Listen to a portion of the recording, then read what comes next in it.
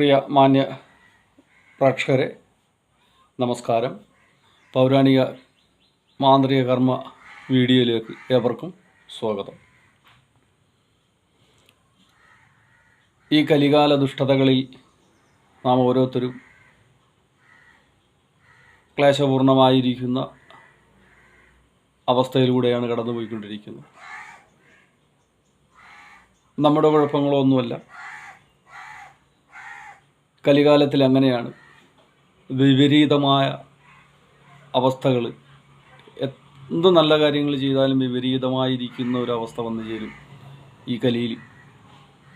അപ്പോൾ അതുകൊണ്ടാണ് സർവ്വഗുരുക്കന്മാരും അല്ലെങ്കിൽ ആചാര്യന്മാരും പറയുന്നത് ഈശ്വരനെ ഭജിക്കുവാൻ പറയുന്നതിൻ്റെ കാരണം. നമ്മുടെ തിരക്കിട്ട ജീവിതത്തിനിടയിൽ നമ്മൾ പല കാര്യങ്ങളും ബോധപൂർവം മറക്കുന്നതുകൊണ്ട്, അല്ലാതെയും മറന്നു പോകുന്നതുണ്ട്.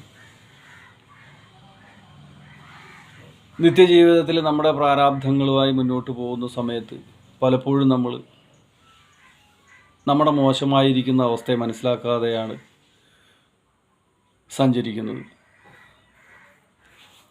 ചില സന്ദർഭത്തിൽ ഈശ്വരനെ പോലും നമ്മൾ മറന്നു പോകുന്നൊരവസ്ഥ നമുക്ക് വന്നു ചേരും.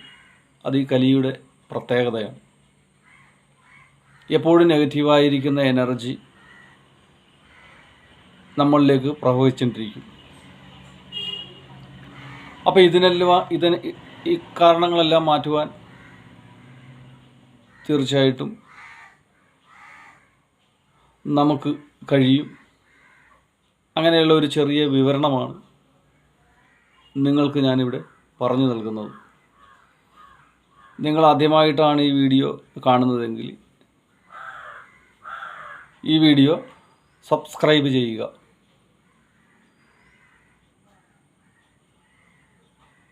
നാം ഓരോരുത്തരും കലിയുടെ പിടിയിൽ നിന്ന് മുക്തി നേടുവാൻ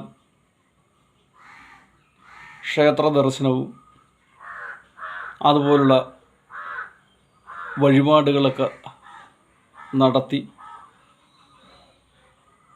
ഭഗവാന്റെ അല്ലെങ്കിൽ ഭഗവതിയുടെ അല്ലെങ്കിൽ ഗുരുക്കന്മാരുടെ കുലദേവതയുടെയൊക്കെ അനുഗ്രഹം, ഇഷ്ടദേവൻ്റെ അനുഗ്രഹം, ഇതൊക്കെ നമ്മളിലേക്ക് വന്നു ചേരും.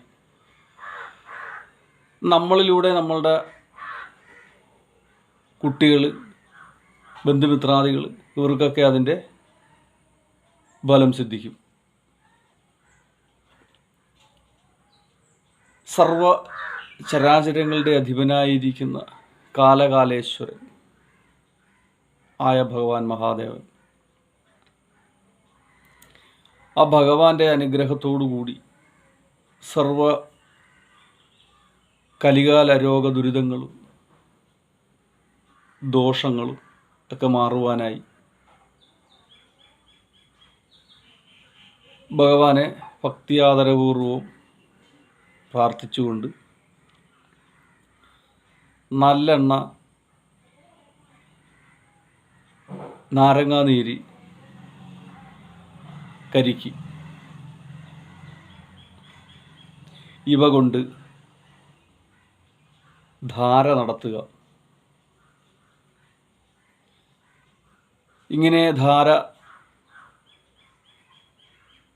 7 ആഴ്ച നടത്തുക. 7 ആഴ്ച നടത്തിയതിന് ശേഷം അവിടുന്ന് തരുന്ന പ്രസാദം നാം സ്വീകരിച്ചുകൊണ്ട് വീട്ടിൽ വരിക. മുറിക്കുള്ളിലേക്ക് കയറുന്നതിന് മുമ്പ് 21 വട്ടം ശിരോപാദം വരെ വലത്തോട്ട് ചുഴറ്റി